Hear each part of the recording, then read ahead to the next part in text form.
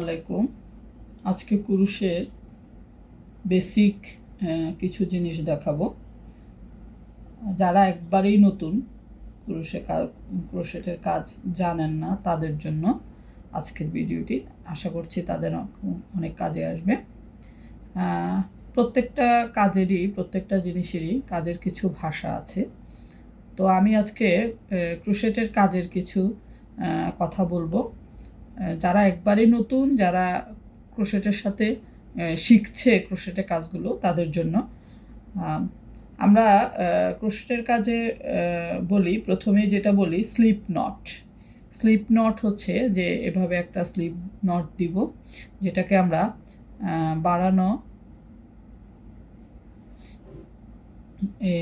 কমানো বাড়ানো যাবে, একটু ঢিলা করা যাবে, আবার এভাবে একটু টাইট করা যাবে। এটা স্লিপ নট।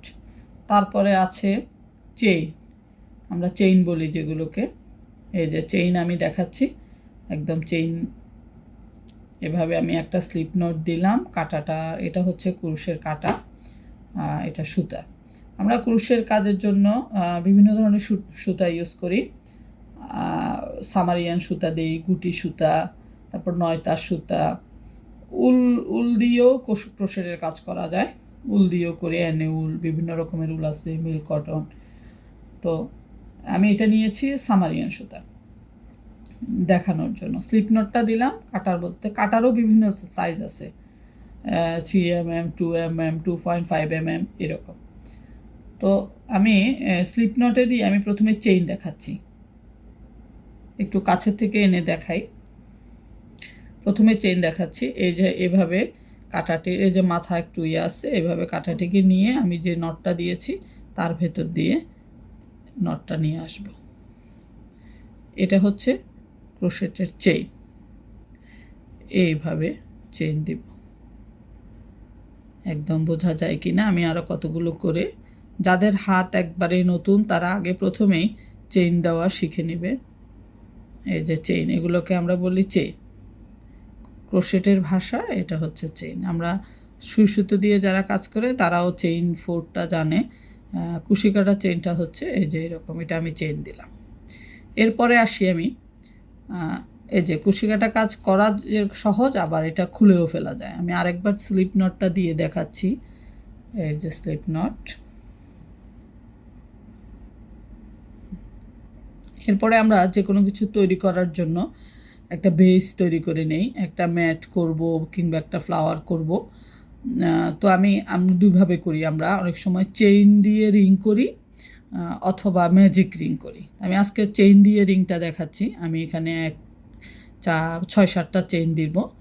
3, 4, 5, 6, 6টা চেইন দিলাম। দেওয়ার পরে ঠিক প্রথম চেইনটাতে আমি একটা স্লিপ নট দিয়ে আটকিয়ে নেব। এই যে প্রথম চেইনটা দিয়ে আমি একটা নট দিয়ে আটকে দিলাম।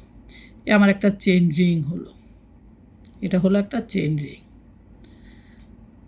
এই যে 1, 2, 3। আচ্ছা, এরপর আমার আবার কুশি কাটা ক্রোশেটের আরেকটা হচ্ছে, এটা চেইন গেল। এরপর হচ্ছে double crochet, single crochet, triple crochet, বিভিন্ন ভাষা। আমি এখন ডাবল ক্রোশেটা দেখাচ্ছি। ডাবল ক্রোশে আমরা কিভাবে করি এটাকে বলি আমরা ডাবল ক্রোশে। এই যে কাঁটাটার মধ্যে প্রথমে একটা সুতাকে প্যাচ দিয়ে নিলাম। এখানে 2টা সুতা আসলো, 2টা লুপ আসলো। নিয়ে আইনা আমি যে চেইন রিংটা করলাম তার ভেতরে এই যে এভাবে ঢুকিয়ে আরেকটা প্যাচ দিয়ে নিয়ে আসলাম। এখানে এখন আমার 4টা সুতা আসলো, 3টা সুতা আসলো, 1, 2, 3। হ্যাঁ, এখন ডাবল ক্রোশিটা করার জন্য প্রথমে আমি এখানে আবার একটু কুশি কাটাকে সুতাটাকে নিলাম, প্যাচ দিয়ে নিলাম। নিয়ে প্রথমে 2টাকে ভেতর দিয়ে আনবো। এরপরে আমার হইলো আরও 2টা আসলো, আরেকটা ভেতর দিয়ে আনবো। একটা ডাবল ক্রোশি কমপ্লিট হলো। আরেকটু আমি দেখাই। প্রথমে একটা প্যাচ দিলাম, দিয়ে আমি রিংয়ের ভেতর থেকে কাঁটাটা ঢুকালাম, আরেকটা প্যাচ দিয়ে আনলাম। আমার 3টা হলো। এরপর আমি এই সুতাটা থেকে, যেটা আমার বাঁ হাতে আছে, ওই সুতাটা থেকে আরেকটা প্যাচ দিয়ে এখানে 3টার মধ্যে 2টাকে ছেড়ে দিব, দিলাম ছেড়ে এই দুটাকে দিলাম, এই ডাবল কাজটা করলাম, এই জন্য এটা ডাবল ক্রোশে। আমি আরেকটু দেখাই আরেকবার, যারা নতুন এটা একটু খেয়াল করলে পারবে। ক্রোশেটের কাজ আসলেই হচ্ছে সহজ। রিংয়ের ভেতর দিয়ে এই যে নিলাম 3টা সুতা, একটা প্যাচ দিয়ে আনলাম, 2টা ছেড়ে দিয়ে 2টার ভেতর দিয়ে আনলাম প্রথমে, পরে আরেকটার ভেতর দিয়ে আনলাম, ডাবল ক্রোশে করলাম আমি এখানে 1টা 2টা 3টা 4টা। আমি এবার ডাবল ক্রোশে করে রিংটা ভর্তি করে দিব। এটা একটা ডাবল ক্রোশের একটা গোল বেসিকটা হলো। ডাবল ক্রোশে দিয়ে আমি যে প্রথমে যে চেইন রিংটা করেছিলাম ডাবল ক্রোশে দিয়ে ভরাট করলাম। এরপর প্রথম যে আমি 3টা চেইন দিয়েছিলাম, প্রথম 3টা চেইনের 3 নাম্বার লুপটার ভেতর দিয়ে একটা স্লিপ নট দিয়ে এভাবে টেনে আনবো। বাস আমার একটা বেস তৈরি হলো। এবার এটা থেকে আমি ম্যাট করতে পারি যে কোনো কাজে। আমি এরপরে মাঝখানে বলে রাখি, ক্রোশেটের কাজের প্রথম যে জিনিসটা আমার কাজটা সুন্দর হবে যেটার উপর ডিপেন্ড করে আমি যে কোনো ডিজাইন দেখে যদি আমি ডিজাইন তুলতে যাই, আমাকে ঘরগুলো গুনে গুনে করতে হবে। ঘর গুনে করতে হবে। যদি আমি প্রথম মনে করলাম যে আমি এখানে 10টা বা 12টা দিলাম, পরের বার আমাকে একটু বেশি, যত বড় করব এটাকে একটু বাড়াতে হবে, না হয় এটা গোল হয়ে যাবে। আমাদের ডিজাইনের ক্ষেত্র বিশেষে কখনো বাড়াই কখনো কমাই, কখনো আমরা গোল টুপির মতো ঝুড়ির মতো কিছু বানাতে চাইলে তখন আমরা ছোট করে ফেলি। অর্থাৎ আমাকে যে ডিজাইনটা ফলো করে আমি ডিজাইনটা একটা তৈরি করব, উঠাবো, ওইটা খেয়াল করতে হবে, ঘরগুলো গুনে গুনে দিতে হবে। আচ্ছা, এখন আমি একটু এটা গেল আমি ডাবল ক্রোশেটা দেখালাম, আমি সিঙ্গেল ক্রোশেটা দেখাচ্ছি। সিঙ্গেল ক্রোশে আমরা কিভাবে করি, এটা হচ্ছে ডাবল ক্রোশেটাও দেখালাম, এবার সিঙ্গেল ক্রোশেটা দেখি। এই যে আমি যে কোনো একটা লুপ দিয়ে ঢুকালাম, এখানে আমি প্রথমে কাঁটাটাকে প্যাচ দিব না, একটা যেটা লুপ আছে ওইটা থাকবে। আমি ঢুকিয়ে আনার সময় একটা প্যাচ দিয়ে সুতাটাকে এনে বাস আমার 2টা হইলো, একবারে দিয়ে দিব। এটা হচ্ছে সিঙ্গেল ক্রোশে। প্রত্যেকটা মাথায় আমি একটা একটা করে সিঙ্গেল ক্রোশে করে দেখাচ্ছি। এই যে আমি নিয়ে আসলাম, এটা হচ্ছে সিঙ্গেল ক্রোশে। হ্যাঁ, ডাবল ক্রোশে এবং সিঙ্গেল ক্রোশে শেখার পরে আমরা কুরুশের এই যে অনেক অনেক কাজ করতে পারি, যে অনেক কাজ করা যায়। এই সিঙ্গেল ক্রোশে ডাবল ক্রোশেটা যদি শিখে নিতে পারি তাহলে অনেক কাজ করতে পারি। আর ট্রিপল ক্রোশে আছে, ট্রিপল ক্রোশে দিয়েও বিভিন্ন ডিজাইন করা যায়। তারপরে আরেকটা আছে হচ্ছে হাফ ডাবল ক্রোশে, আরও অনেক স্টেজ আছে আসলে। তো আপাতত আমরা হাফ ডাবল ক্রোশেটা একটু দেখাচ্ছি। এটা আমি সিঙ্গেল ক্রোশে দেখালাম। হাফ ডাবল ক্রোশে হচ্ছে আমি এই যে একটা প্যাচ দিলাম, ডাবল ক্রোশের জন্য যে প্যাচটা দিই, ওইটা দেওয়ার পর আমি যে কোনো একটা লুপে দিয়ে ঢুকালাম, ঢুকায়া আমি ডাবল ক্রোশে হলে করতাম কি, এখানে প্রথমে 2টার ভেতর দিয়ে আনতাম, পরে 3 নাম্বারটা পরে 2টার ভেতর দিয়ে আনতাম। হাফ ডাবল ক্রোশেতে আমি একবারে নিয়ে আসবো। এটা হচ্ছে হাফ ডাবল ক্রোশে।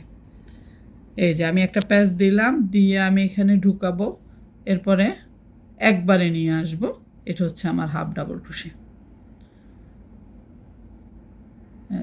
আর আমি আরেকটা কথা বলি, ক্রোশেটের কাজের আসলে সবার কাজ সমান হয় না, বা কেউ একটু খুব টাইট করে কাজ করে, কেউ একটু ঢিলে করে করে। তো আমি পরামর্শ দেবো যে একটু ঢিলা করে করলে ভালো, কারণ আমরা যখন সুতাকে এই কাজটাকে যখন ব্লক করতে যাব অথবা ওয়াশ করতে যাব, তখন এই কাজগুলো ক্ষেপে যায়। তো এই জন্য একটু ঢিলা করে করি।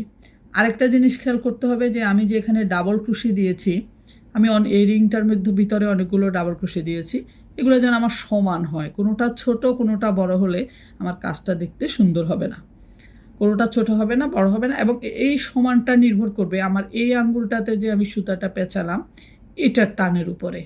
এটাকে আমি ব্যালেন্স রাখতে হবে, এটা নিজের কাছে যেভাবে ব্যালেন্সটা রাখতে পারে এই ব্যালেন্সটা রাখতে হবে। এই যে আমি এই যে পেঁচাই নিলাম সুতাটাকে এই আঙ্গুলটার সাথে, এই যে সুতা, এই যে আমি ব্যালেন্স রক্ষা করতে হবে। কারণ আমি প্রথম যে ডাবল ক্রোশেটা যেই সাইজের দিব, পরেরটা যেন একই সাইজের হয়, এটাই করতে করতে আশা করি এটা যারা নতুন তাদের জন্য বলছি, আস্তে আস্তে করতে করতে প্রথমে যে একবারে ইয়ে হয়ে যাবে, সব ঠিক হয়ে যাবে, ওকে হয়ে যাবে তা না, কিন্তু কয়েকবার করলে পরে আস্তে আস্তে প্র্যাকটিস করতে করতে ওটা চলে আসে। নতুনদের জন্য আমার এই ভিডিওটি আশা করছি কাজ দেবে। ছোট একটি ভিডিও করলাম। যারা অভিজ্ঞ তারা তো যা পারেনি, জানেনি। যারা নতুন একবারে ক্রোশেটের কাজে, তাদের জন্য আমার এই ভিডিও আজকে। যদি কোনো কিছু জানার থাকে কমেন্ট বক্সে লিখবেন, আমি জানিয়ে দিব। ধন্যবাদ সকলকে।